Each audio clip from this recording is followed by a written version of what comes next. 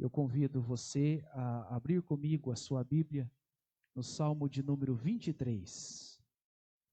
Salmo de número 23. Nós iniciamos uma série de mensagens nesse salmo. E hoje eu gostaria de abordar com vocês o tema restauração. Restauração.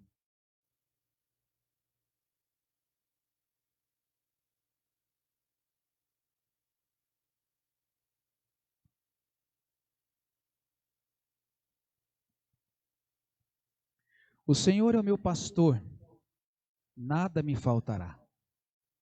Ele me faz repousar em pastos verdejantes, leva-me para junto das águas de descanso, refrigera-me a alma, guia-me pelas veredas da justiça, por amor do seu nome. Ainda que eu ande pelo vale da sombra da morte, não temerei mal nenhum, porque tu estás comigo, o teu bordão e o teu cajado me consolam. Preparas-me uma mesa na presença dos meus adversários, unges minha cabeça com óleo, o meu cálice transborda. Bondade e misericórdia certamente me seguirão todos os dias da minha vida, e habitarei na casa do Senhor para todos sempre. Amém. Então o tema que eu gostaria de tratar nessa noite é restauração. O versículo de número 3, ele diz assim: ele refrigera-me a alma.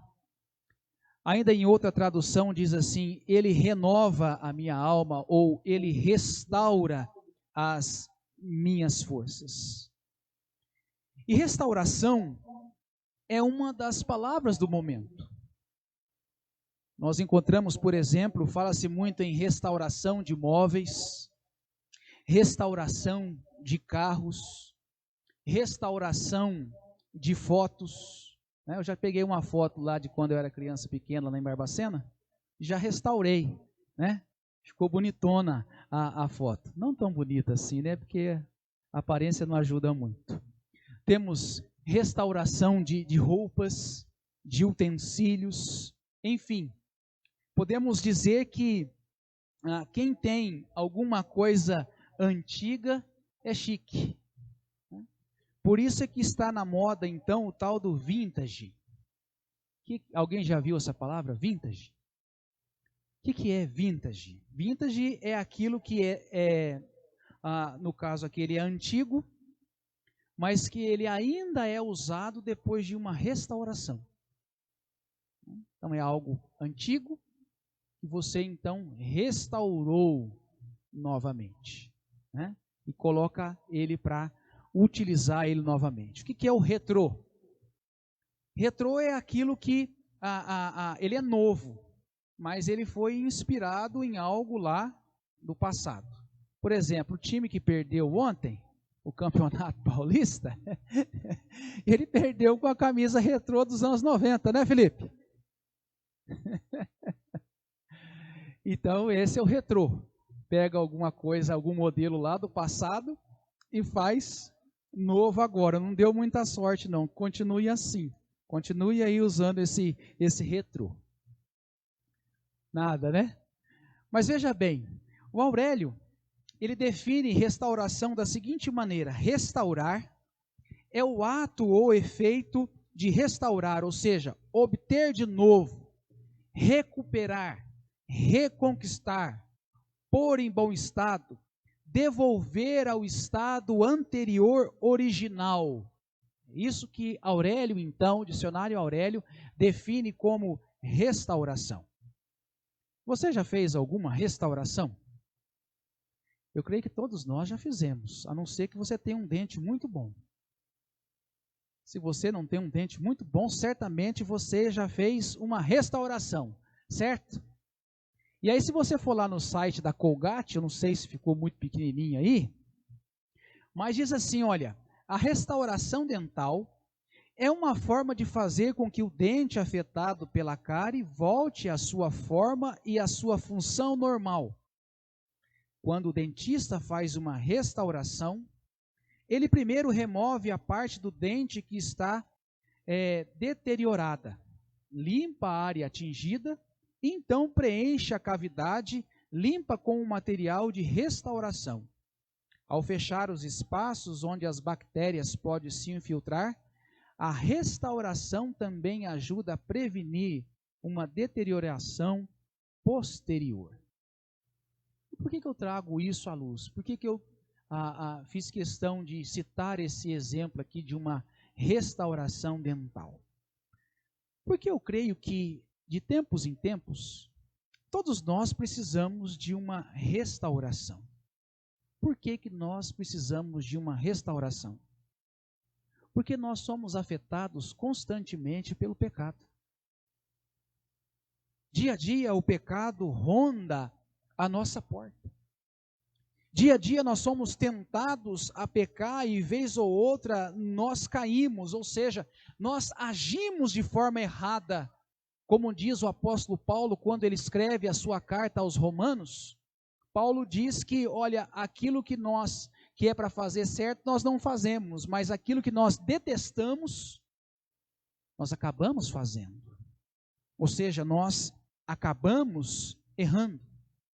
E é assim que age o pecado, então, dentro de cada um de nós. Nós tentamos fazer algumas coisas, e essas coisas que nós fazemos errada, na realidade, essas coisas acabam nos arrebentando. Na realidade, essas coisas acabam nos prejudicando. Ou seja, o pecado, ele sempre nos inclina a fazer aquilo que vai nos prejudicar. E aí, meus irmãos, é quando nós estamos só o caco, no corpo e na alma. É neste momento, então, que a gente precisa de restauração. É aí que a gente precisa, então, do bom pastor. E o que é que o bom pastor faz por cada um de nós? Assim como um dentista que recupera e restaura ali, então, o dente cariado, o bom pastor, então, ele age com a sua soberana graça. É a graça de Deus, então, que vai remover de cada um de nós a culpa. Mediante a nossa confissão de pecado, é que Deus então, que é o bom pastor, esse Deus então ele vai nos restaurando, esse Deus então ele vai limpando os nossos corações com uma ação graciosa, e esse Deus então vai preenchendo o nosso vazio, esse Deus então vai nos restituindo, esse Deus então vai nos dando dignidade novamente. É por isso que nós precisamos sempre, a todo momento, do bom pastor. Porque se nós somos pecadores, é esse bom pastor então que vai dispensar todo o seu cuidado então, nos restaurando, nos perdoando, à medida em que nós vamos reconhecendo as nossas fraquezas e na medida então que nós vamos clamando e buscando ao Senhor. O Salmo de número 23 que nós lemos, ele é uma obra de arte. E nesse versículo de número 3 que nós temos aqui, nós vemos aqui uma ovelha que foi quebrada pelo pecado. Uma ovelha que foi arruinada pelo pecado e, portanto, esta ovelha aqui precisa de restauração. Agora, uma coisa que nos chama a atenção aqui neste salmo, e eu quero que você observe comigo, é o seguinte: note você que, apesar de todo o cuidado do pastor, observe isso, porque o salmo diz que o Senhor é o meu pastor, não vai nos faltar nada. Então, se não vai faltar nada, é porque o pastor tem cuidado dessa ovelha. O salmo diz que esse pastor leva essa ovelha a pastos verdejantes. O salmo diz que esse pastor leva essa ovelha a beber de águas tranquilas. Mas perceba você que, embora esse pastor tenha todo cuidado com as suas ovelhas, embora esse pastor tenha dispensado todo cuidado e cuida dessa ovelha nos mínimos detalhes, mesmo assim, essa ovelha, ela teima em se extraviar, em pegar outros rumos e em sair dos caminhos do Senhor. Porque quando o salmista está dizendo aqui, olha, ele refrigera a minha alma, ou na outra tradução, ele renova as minhas forças. Se você precisa ter as forças renovadas, restauradas, significa que foi porque a ovelha foi andar por outros caminhos. Foi comer de outros pastos. Foi beber da água suja.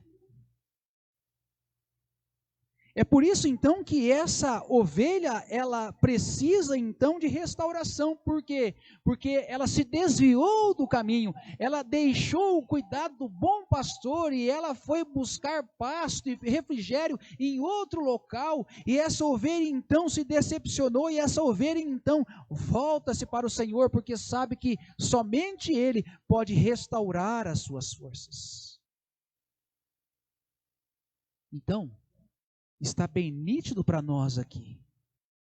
A ovelha do Salmo é uma ovelha que tinha tudo, e mesmo assim essa ovelha se extraviou. Essa ovelha, ela foi tomada então pelo pecado, o pecado que habita em nós, o pecado que nos deixa então insatisfeito com esse Deus que é o bom pastor.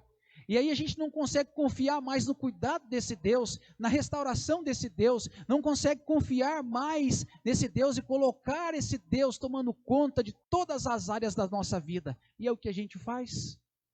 A gente passa a beber então em outras fontes até se arrebentar. Portanto, meus irmãos, o problema não está em Deus, o problema está na ovelha.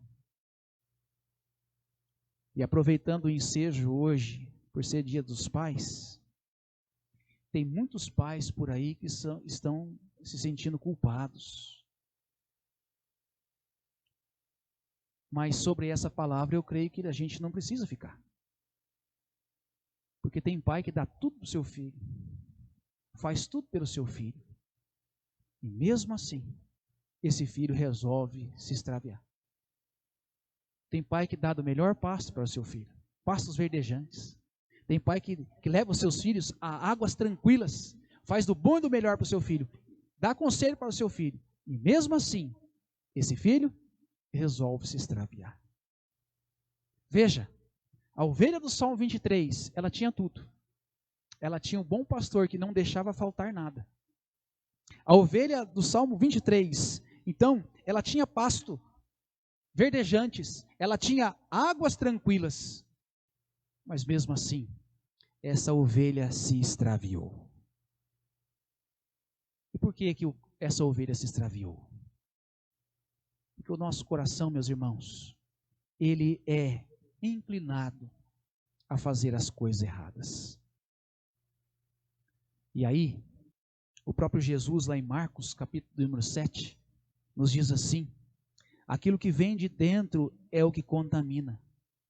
Pois de dentro do coração da pessoa vem maus pensamentos, imoralidade sexual, roubo, homicídio, adultério, cobiça, perversidade, engano, paixões carnais, inveja, calúnia, orgulho, insensatez. Todas essas coisas desprezíveis vêm de dentro. E é isso que contamina. Percebeu que, embora Deus sendo bom pastor, e providenciando tudo para nós, por que nós erramos? Porque o nosso coração é assim. Porque o nosso coração é obstinado a fazer essas coisas, a ter essas escolhas erradas, a seguir por caminhos então tortuosos, a cometer atos deploráveis, a falar o que não devia, a tal ponto que quando abre os olhos já estão com a vida totalmente arruinadas, então precisando do quê? precisando de restauração completa da parte então de Deus. Então, quando o Salmo 23 diz que o Senhor restaura, ou o Senhor refrigera as nossas forças, ele está falando de alguém que andou longe demais. O Salmo está falando de alguém que se desviou e foi para longe de Deus. Tendo tudo, escolheu o caminho errado. Então, a obstinação da ovelha picada pelo pecado conduz, então, pelo caminho da morte. E se essa ovelha não se voltar para Deus, essa ovelha morre espiritualmente. A obstinação da ovelha pode literalmente levar essa ovelha a ficar de pernas para o ar. E quando uma ovelha, meus irmãos, fica de pernas para o ar, essa ovelha morre. Philip Keller, que é um dos comentários que nós temos usado nessa série, Philip Keller, ele é um teólogo, ele é um escritor teólogo, e ele é alguém que durante 8 anos ele foi pastor de ovelhas. Então é alguém que fala com muita propriedade, conhece muito bem as ovelhas, sabe como lidar com elas e sabe como que é o cuidado então que um pastor precisa dispensar essa ovelha para que essa ovelha então se mantenha da forma certa. E aí, esse homem presenciou uma ovelha de pernas para o ar. E uma ovelha com as patas para cima, ela não consegue se levantar sozinha. E porque ela não consegue se levantar sozinha, em alguns casos essa ovelha chega mesmo a morrer. E aí, ele desce e dá o seguinte comentário: uma ovelha virada é uma cena triste.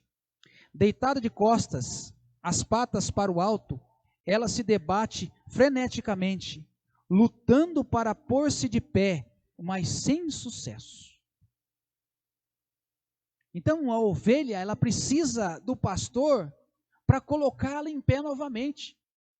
Porque se ela não tiver a presença do pastor ali, certamente essa ovelha vai morrer.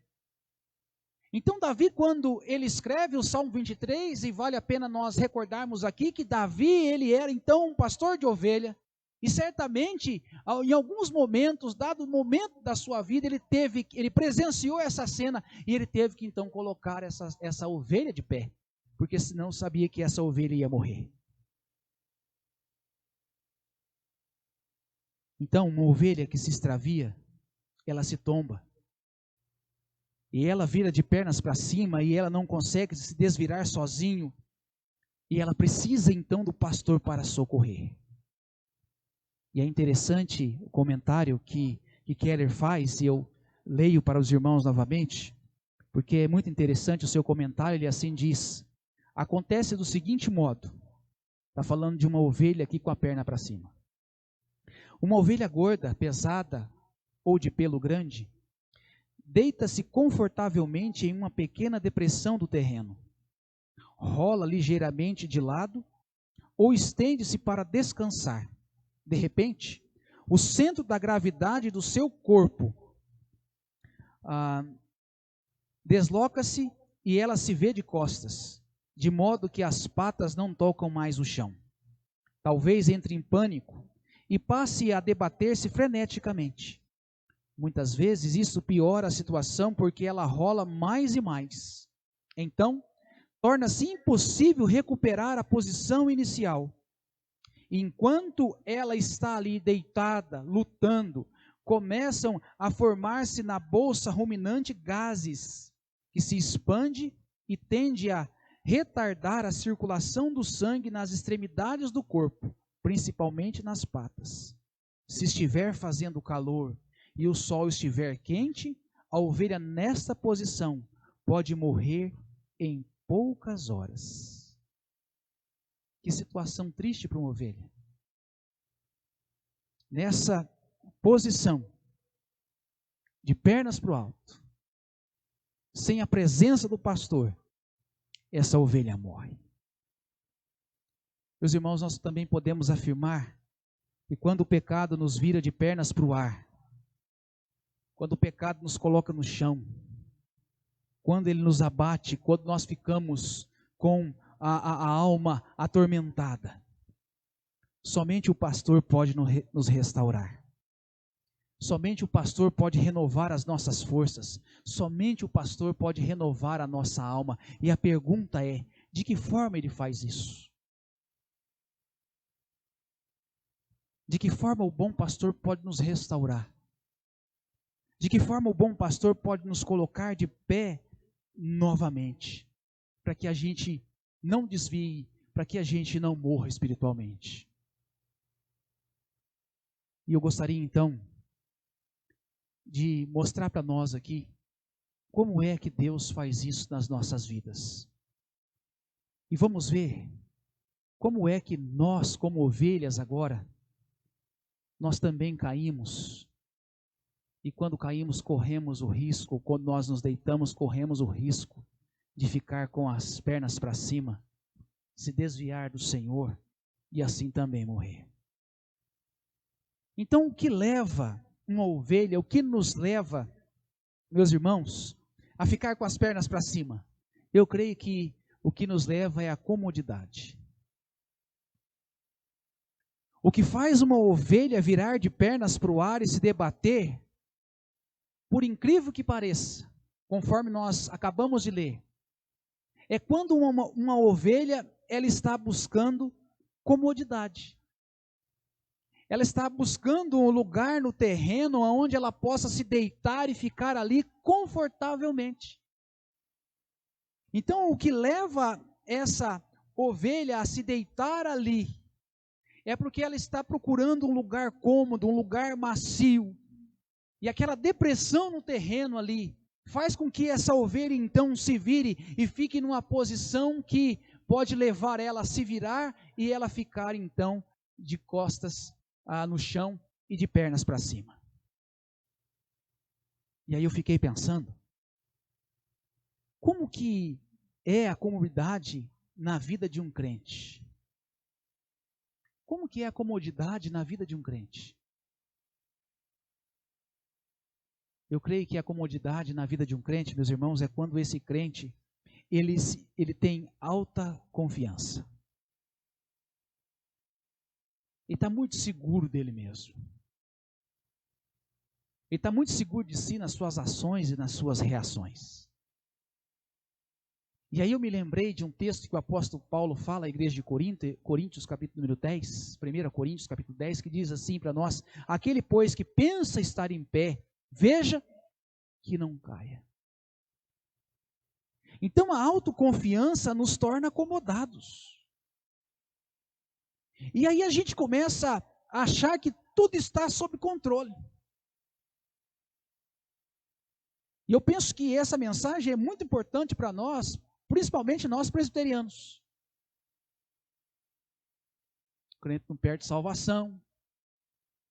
Então já aceitei Jesus, estou salvo mesmo. Então estou seguro. Está muito autoconfiante. Ele está muito autoconfiante nessas coisas e essa autoconfiança pode levar essa pessoa a estar de uma forma muito cômoda. E uma pessoa, meus irmãos, autoconfiante, sabe o que ela faz? Quando eu quiser parar, eu paro. Só mais uma latinha? Só mais um gole? Só mais um trago? Só mais um pouquinho? Não, eu sei me controlar. Eu sei me controlar. Na hora que for preciso, eu paro. Porque eu sei me cuidar. E é agindo assim, meus irmãos. É tendo essa comodidade que nós corremos o risco de virar com as pernas para cima. Que nós corremos o risco de cair no pecado e não voltar mais. Refletando com essas coisas e pensando que nós temos autocontrole, que nós corremos o risco de cair. E aí eu fiquei pensando, mas como é que então nós podemos nos atentar para isso e vencer esse só mais um pouquinho e vencer essa autoconfiança. Sabe como que o pastor cura essa ovelha muito cômoda? Ele tira a ovelha do terreno que está cômodo para ela e coloca essa ovelha num terreno que não vai estar tão confortável para ela assim.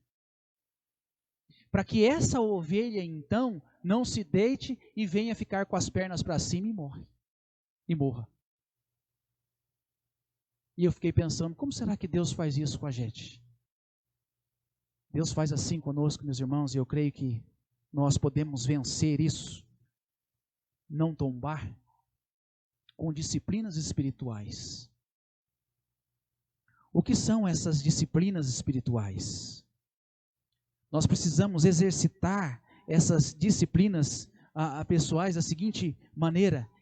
A 1 Timóteo vai dizer assim para nós, olha, exercita-te pessoalmente na piedade, pois o exercício físico para pouco é proveitoso, mas a piedade para tudo é proveitosa, porque tem a promessa da vida que agora é e a que há de ser.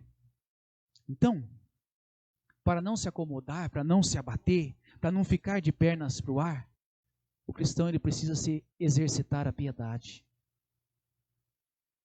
O cristão ele precisa exercitar na palavra de Deus. Ele precisa buscar a palavra de Deus. O cristão ele precisa orar ao Senhor.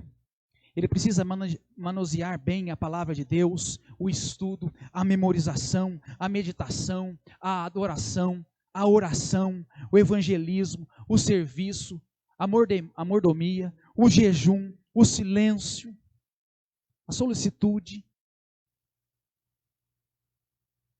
Isso, meus irmãos, é exercitar então, ter essas disciplinas espirituais.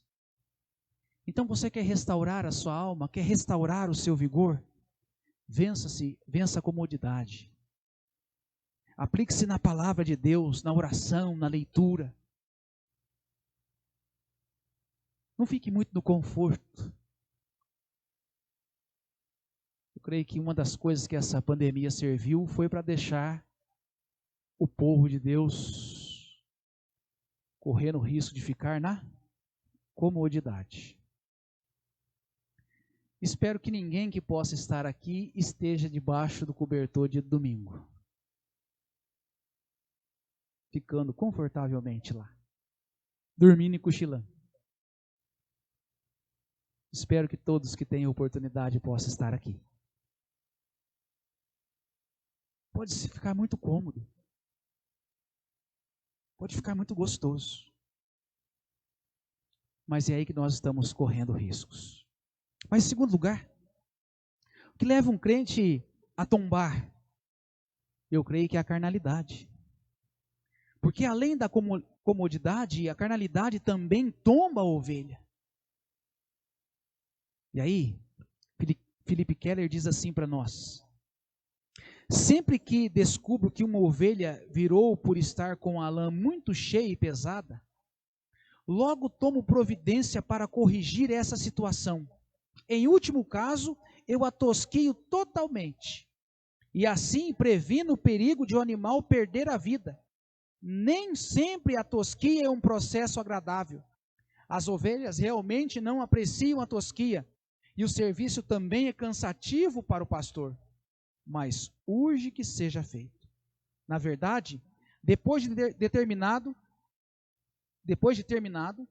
tanto o pastor como a ovelha sentem-se aliviados. Não existe mais o perigo de o animal ficar virando. E quando a ovelha, essa está livre daquilo que pesava sobre ela. Muitas vezes, o pelo fica todo emaranhado de esterco imundo, lama, carrapichos e carrapatos. Que alívio é poder então estar sem essas coisas, sem esse peso. Então o que o pastor faz? Quando essa ovelha começa a se virar demais, ele tosquia ela. Ele tira o pelo dela. E eu fiquei pensando, como é que Deus faz isso com a gente? Porque a palavra de Deus também diz que Deus nos tosquia. Aonde nós encontramos isso? Nós encontramos isso, por exemplo, no Evangelho de João, capítulo 15. João capítulo 15, 1 e 2, Jesus diz assim: eu sou a videira verdadeira e meu pai é o lavrador. Ou, em outra tradução, agricultor. Todo ramo que estando em mim não der fruto, ele corta. Aí diz assim: todo ramo que dá fruto, ele poda, para que produza ainda mais. Então é assim que Deus faz. Deus, Ele nos tira da carnalidade quando Ele nos poda pela sua palavra. Por isso então da importância desse exercício que nós temos que fazer constantemente, nos voltando para a palavra de Deus. Porque é nos voltando para a palavra de Deus, é nos voltando para essa palavra, é tendo uma vida devocional que nós vamos sendo podados então pelo Senhor. É através da sua palavra que Ele vai tirando de nós tudo aquilo que não é bom. E aí nós vamos nos tornando pessoas melhores dia a dia. E é assim que Ele faz conosco. Então, é assim que o Senhor nos poda.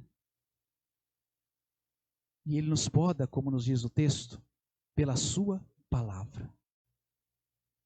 Portanto, se nós desejamos andar com Deus, se pretendemos ser sadios e uma vez, ao invés de ficar abatido, nós precisamos então constantemente da poda de Deus. Nós precisamos que Ele nos tosqueie com a sua palavra. Mas, em terceiro lugar, como é que uma ovelha fica de perna para cima? Como é que uma ovelha tomba? Uma ovelha tomba através da cobiça. E aí Timóteo Keller mais uma vez diz o seguinte: uma das causas pelas quais algumas ovelhas ficam viradas é simplesmente porque são gordas demais. Os animais com excesso de peso não são nem os animais saudáveis, nem os mais produtivos. E são as ovelhas gordas que se viram com maior frequência. O peso dificulta-lhe os movimentos e a condição de permanecer de pé. Naturalmente, logo que o ovelheiro suspeita que seus carneiros estão se virando demais por causa do peso, agora veja a providência. Toma providência que, a longo prazo, corrigirão o problema. Qual? Dará a eles uma alimentação mais rigorosa, receberão menos cereais e as condições gerais deverão ser atentamente observadas. Seu objetivo é cuidar para que as ovelhas sejam fortes, resistentes e cheias de energia, e não gordas, balofas e fracas. Então o que o pastor faz para a ovelha não virar? Tira a ração dela. Meus irmãos, quem já fez regime, eu tenho bastante experiência no assunto, o negócio é tenso.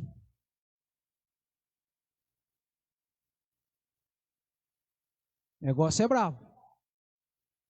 Quem faz regime, quem luta com regime aí sabe.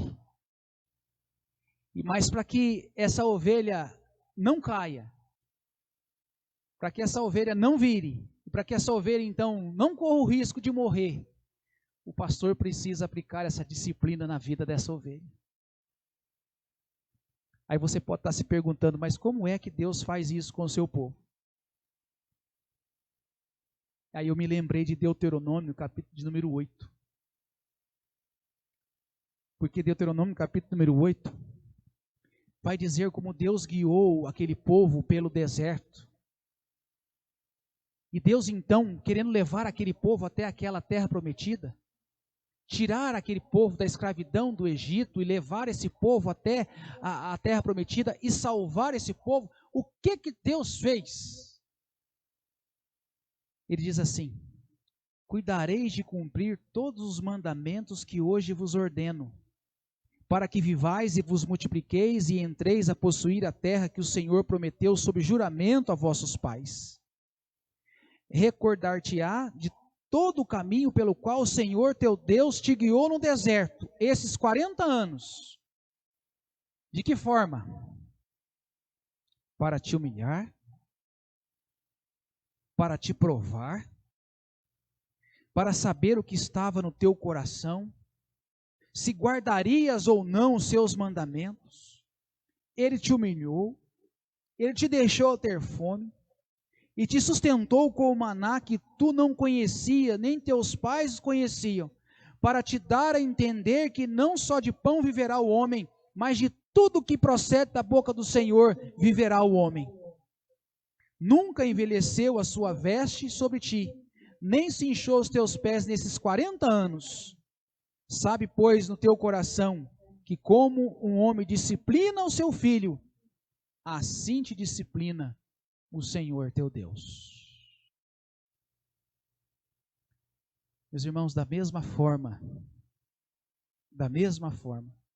que o pastor, para disciplinar essa ovelha, para não tombar a precisa cortar a ração dela.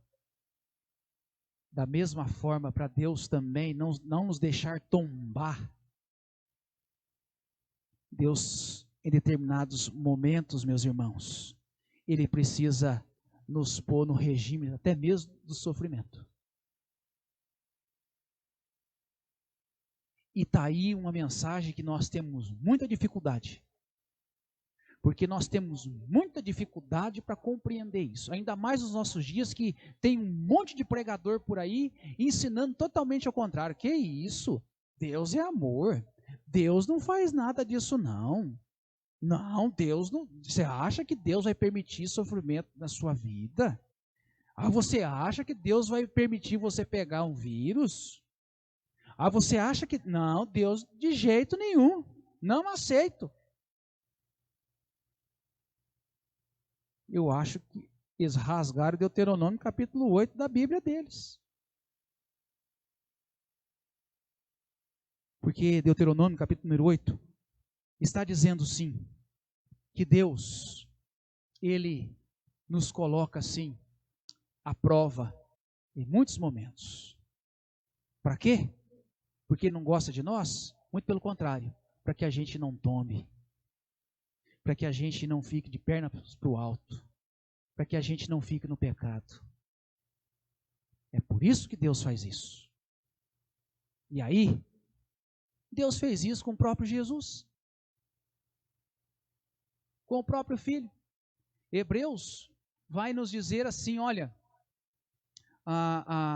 Hebreus capítulo 5, versículo 8 diz assim: embora sendo filho, aprendeu a obediência pelas coisas que sofreu.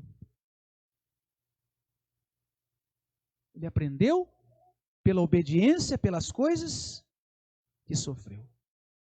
O próprio Jesus, sem pecado algum, aprendeu também por aquilo que ele sofreu. E é por isso então, meus irmãos, que Deus permite o sofrimento. Como a nossa cobiça é muita, como o nosso coração é inclinado a essas coisas, como diz Jesus lá em Marcos, é por isso então que Deus permite essas coisas. É por isso que Deus faz essas coisas. Então, concluindo, meus irmãos, todos nós, mesmo desfrutando do melhor de Deus, mesmo desfrutando de pastos verdes, de águas tranquilas, mesmo estando de barriga cheia, em muitos momentos da nossa caminhada, nós corremos também o risco de tombar. E aí, nós precisamos de restauração. Nós precisamos do bom pastor, para que o bom pastor venha ao nosso encontro, para que o bom pastor então nos restaure nesse aprisco. E assim, como é que o Senhor nos restaura? O Senhor nos restaura através das disciplinas espirituais. Tenha essa disciplina espiritual na sua vida. Como é que o Senhor nos restaura? O Senhor nos restaura tosqueando pela sua palavra. É assim que o Senhor nos restaura. Como o Senhor nos restaura? O Senhor nos restaura até mesmo através do sofrimento. Então você está sofrendo? Não murmure. Confie em Deus.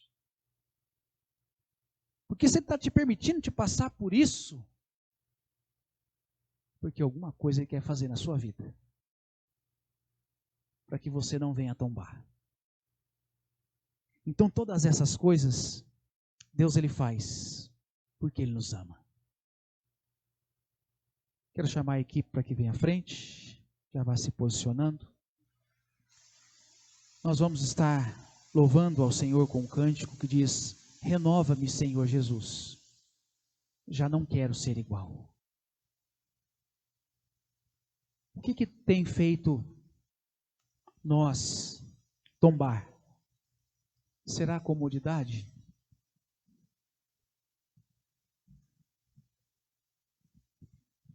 O que tem que nós precisamos ser podados? O que o Senhor quer podar em nós? Porque o Senhor tem cuidado de nós. Somos nós que, na nossa jornada, na nossa caminhada, nós que nos extraviamos. Esse cântico, então, nos convida a nos renovar diante de Deus. Do Deus que quer, então, nos dar refrigério. No Deus que quer nos colocar de pé. Mesmo assentados, vamos estar louvando ao Senhor com esse cântico.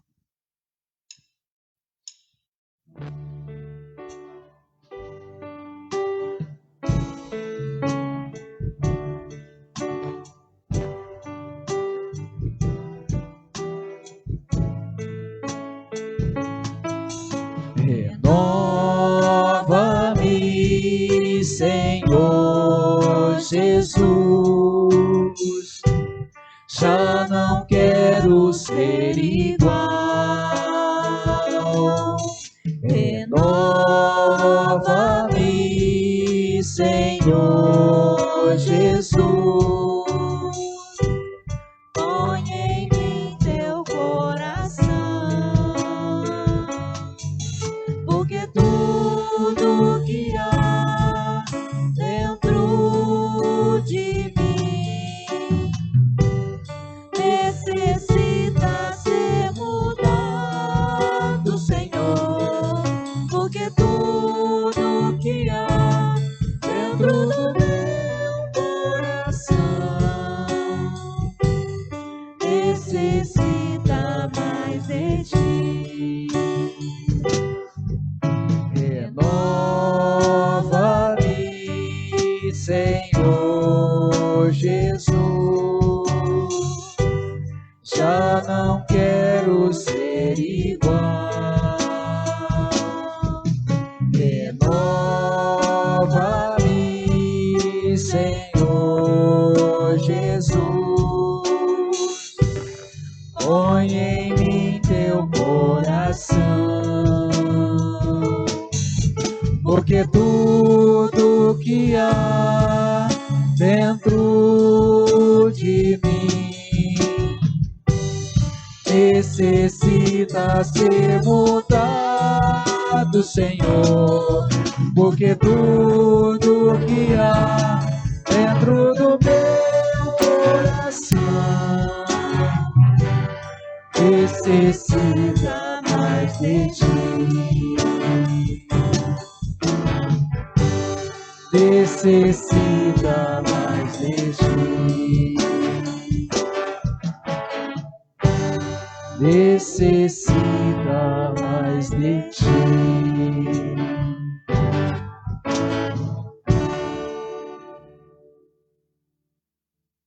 Vamos orar, meus irmãos. Senhor nosso Deus, diante da Tua palavra, nós também queremos ser esta ovelha restaurada pelo Senhor. Precisamos desta restauração para nos mantermos de pé. Ó Deus, tome conta das nossas vidas para que na nossa jornada, para que na nossa caminhada nós não venhamos a tombar. Não venhamos ficar como esta ovelhas de perna para cima, estando sujeitos, Senhor, até mesmo à morte. mas restaure, Senhor, as nossas vidas. Quebranta, ó Deus, dentro de cada um de nós tudo aquilo que precisa ser purificado e limpado, Senhor, pela Tua palavra. Que o Senhor possa mesmo nos conduzir, refrigerar, ó Deus, a nossa alma, renovar, ó Deus, as nossas forças, para que nós possamos continuar prosseguindo na caminhada com o Senhor. Ó Deus, e agora que nós estamos diante da mesa do Senhor, nós confessamos ao Senhor os nossos pecados, nós confessamos ao Senhor as nossas transgressões e nós suplicamos para que o Senhor venha, ó Deus, nos perdoar, nos lavar, nos purificar de todas as coisas, para que possamos, ó Deus, participar da ceia do Senhor de maneira digna. Então que o Senhor tome conta das nossas vidas, que o Senhor continue cuidando e continue zelando, Senhor, pela vida dos Teus filhos. Nós oramos assim agradecidos no nome de Jesus, o nosso Salvador. Amém. Nós queremos então, meus irmãos, convidar todos aqueles que já professaram uma sua fé em Cristo Jesus, para que venham participar conosco da ceia do Senhor. Os nossos irmãos aqui da igreja, todos já estão preparados para este momento, já estão com pão, já estão com cálice, tudo individual. E você que preparou a sua ceia em casa, nós vamos estar então ceando juntos aqui neste momento. Senhor Jesus, na noite em que Ele foi traído, Ele tomou o pão e, tendo dado graças, o partiu, e Ele deu aos seus discípulos, dizendo: este é o meu corpo que é partido por vós, fazei isto em memória de mim. Por semelhante modo, após haver ceado, Jesus tomou o cálice, dizendo: esse cálice é a nova e eterna aliança do meu sangue, derramado em favor de vós para a remissão dos pecados.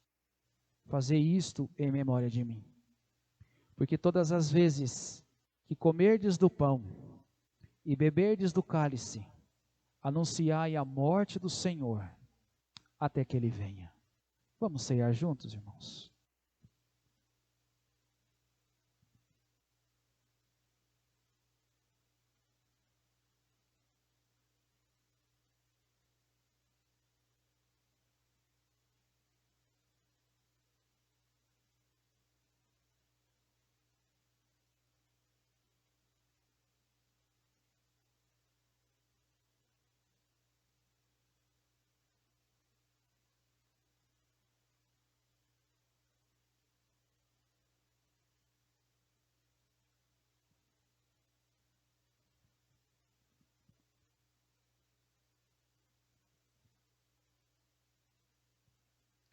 Enquanto a equipe musical se prepara para nós cantarmos ainda mais um hino, nós gostaríamos de agradecer a presença de todos os nossos irmãos aqui.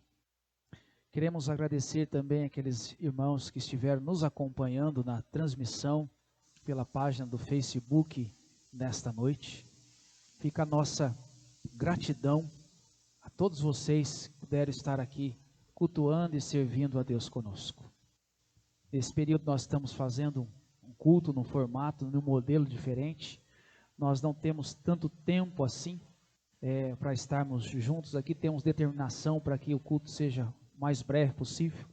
Dentro de 1 hora nós estamos até estourando esse tempo hoje. Mas nós gostaríamos de continuar contando com as orações dos irmãos e da intercessão dos irmãos para que isso tudo passe e para que logo todo o povo de Deus, todo o arraiá, possa estar aqui servindo a Deus juntos. Fica a nossa gratidão por esse nosso retorno hoje aqui, e nós vamos nos colocar de pé e vamos louvar ao Senhor com esse último hino. E nos acompanhe nas reuniões de oração, quarta-feira, às 20 horas. Eu estou dirigindo um grupo, o presbítero Clodoaldo dirigindo outro grupo. Nós estamos passando ali o link que você possa participar conosco das reuniões de oração. Também a nossa escola dominical, ela vai continuar pela página do Zoom, domingo às 5 horas da tarde. Você pode escolher uma sala, também é colocada ali no grupo da igreja, e juntos nós podemos estar ali então, aprendendo um pouco mais, sendo podado, vamos dizer assim, pelo Senhor, para o aperfeiçoamento das nossas vidas. E no próximo sábado nós vamos estar fazendo aqui a nossa feijoada em drive-thru, né? Você que ainda não encomendou a sua feijoada, você pode fazer através do grupo da igreja, ou dar o seu nome aí, a presbítera Dani, e nós vamos fazer essa feijoada, então, em prol aí dos missionários. Essa feijoada vai ser feita no próximo sábado. Você pode retirar essa feijoada a um custo de R$20, o Marmitex, ao meio-dia, aqui do próximo sábado. Então vamos estar louvando ao Senhor com mais um hino.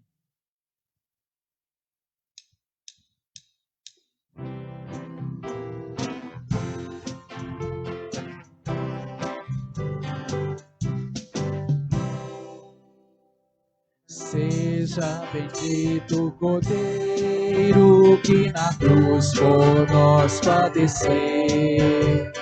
Seja bendito o seu sangue que por nossos pecados verteu. Eis que no sangue lavados do seu poder e perdão, os pecadores remidos, por Jesus tem com Deus comunhão. Algo mais que a neve, algo mais que a neve, se nesse sangue lavado, mais algo que a neve serei. Quão espinhosa a coroa que Jesus por nós suportou, quão profundas as chagas que nos prova o quanto Ele amou. Eis nessas chagas purezas para o maior pecador. Tem mais algo que a neve, o teu sangue transforma, Senhor. Algo mais que a neve, algo mais que a neve, se nesse sangue lavado, mais algo que a neve serei. Se nós aqui confessarmos e seguirmos na tua luz, tu não somente perdoas, purificas também, ó Jesus.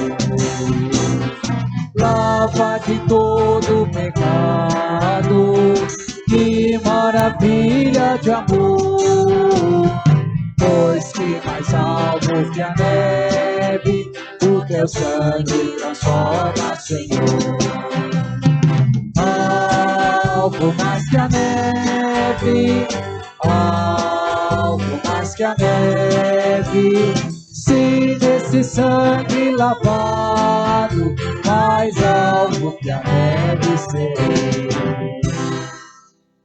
Chamar o presbítero Clodoaldo para que venha à frente, ele vai estar fazendo a oração final e em seguida nós vamos estar impetrando a bênção do Senhor.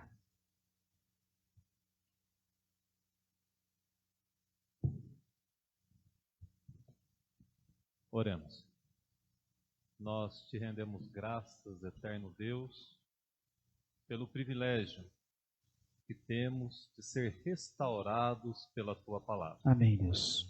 Nós te rendemos graças, ó Pai, porque em meio a tantas dificuldades que o mundo tem enfrentado, a tua palavra continua a nos sustentar, o Senhor continua a cuidar de nós e restaurar as nossas vidas. Amém, Deus.